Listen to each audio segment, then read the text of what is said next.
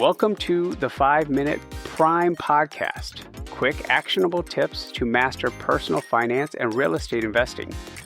In just 5 minutes a day, we'll help you build wealth and achieve financial freedom. Hate budgeting? You're not alone. Let's face it, tracking every dollar and sticking to a spreadsheet isn't just boring, it's downright painful for most of us. But what if I told you there's an easier way? One that's simple, stress-free, and maybe even a little fun. Today, I'm sharing easy hacks that make managing your money a breeze. From the 50-30-20 rule to reverse budgeting, these are the no-pressure strategies that actually work, even if you hate the word budget. If we haven't met, I'm your 5-Minute Prime Podcast host, Martin Maxwell, and today we're making budgeting easy. Now, if you've been following along, we talked about smart money goals in a previous episode. Setting goals is the what you want your money to do for you, whether it's saving for a house or paying off debt. Budgeting, on the other hand, is the how. It's how you execute those goals, turning them from plans into progress. Think of goal setting as deciding where you want to go and budgeting as the step-by-step directions to get there. And remember the $5 a day concept? It's a perfect example of how small actions combined with a simple budgeting framework can make a big difference over time. So if traditional budgets don't work for you, don't worry.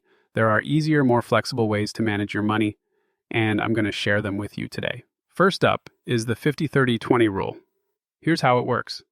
50% of your income goes to needs, things like rent, utilities, and groceries. 30% goes to wants, dining out, hobbies, or entertainment. 20% is for savings and paying off debt. Let's break it down with an example. Say you earn $4,000 a month. Under this rule, you'd allocate $2,000 for needs, $1,500 for wants, and $800 for savings and debt repayment. But here's a question I know many of you are thinking. What if your current spending doesn't fit into these percentages? Maybe your needs take up 60%, or you're spending 40% on wants. That's okay. This rule is a guide, not a rigid formula. Start by reviewing your expenses and asking yourself, where can I make small adjustments? Maybe it's cutting back on dining out or finding ways to lower your utility bills. The goal isn't perfection, it's progress. Over time, you can work toward these percentages in a way that makes sense. The beauty of the 50-30-20 rule is its simplicity. You're not micromanaging every expense, and you're focusing on the big picture. It's flexible, it's easy to remember, and it works for almost anyone. Now, if even the 50-30-20 rule feels like too much effort, let me introduce you to reverse budgeting. This approach, often referred to as pay yourself first, has been championed by personal finance experts like David Bach in The Automatic Millionaire. It's perfect for people who hate traditional budgeting or just don't want to track every little expense. Here's how it works. Instead of focusing on where your money goes, you focus on where it starts. Pay yourself first. Set aside money for your savings and investments as soon as you get paid. Then, whatever's left over is yours to spend however you like. For example, if your goal is to save $500 a month, automate that transfer as soon as your paycheck hits your account. Once your savings are covered, you can use the rest guilt-free for groceries, bills, dining out, or even splurging on something fun. The beauty of reverse budgeting is its simplicity. You prioritize your savings up front so you don't have to stress about what's left. It's an easy way to make progress toward your goals without feeling tied to a traditional budget. Lastly, the envelope system is a simple way to control your spending by assigning every dollar to a specific purpose. Traditionally, people used physical envelopes, one for groceries, one for dining out, and so on, and only spent what was inside each envelope. In the digital version, you don't need cash or actual envelopes.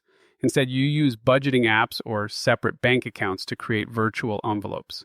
Here's how it works. At the beginning of each month, you allocate a set amount into each envelope. For example, you might budget $300 for dining out and transfer that amount into your dining account.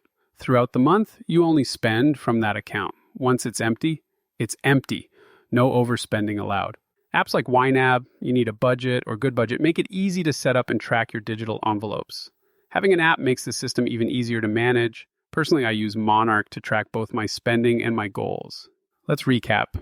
Budgeting doesn't have to be complicated or stressful.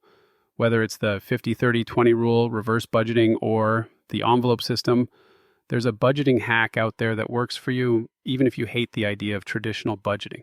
Think of budgeting as the bridge between setting your financial goals and achieving them. It keeps you in line, holds you accountable, and gives you a clear sense of progress. By tracking your spending and aligning it with your goals, you stay motivated and focused on what truly matters. Remember, budgeting isn't about restriction. It's about giving your money a purpose and creating a clear path toward your financial dreams. Your challenge today is simple. Pick one budgeting hack and try it out. Whether it's automating your savings, setting up a digital envelope system, or just starting with the 50-30-20 rule, take the first step toward making budgeting work for you. For more tools and strategies to crush your financial goals, visit reiprime.com.